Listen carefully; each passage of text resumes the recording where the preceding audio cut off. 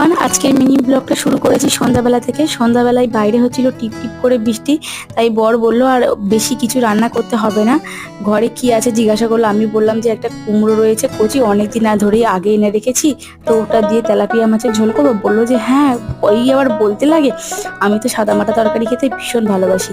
পরের কথা মতোই কাজ শুরু করে দিলাম।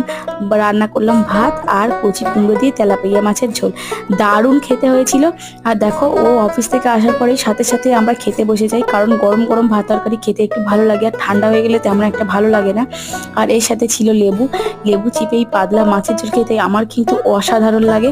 তো চলো, রাতের বেলা খেয়েছিলাম ফল, আর এই মুসাম্বি লেবুগুলো আগের রবিবার কিনে এনেছি আর এই সোমবার খাচ্ছি। বুঝতে পারছো তার মানে কতদিন হয়ে গেছে, এক সপ্তাহ পুরো শুকিয়ে গেছে, কোনো মিষ্টি নেই, পুরো টক।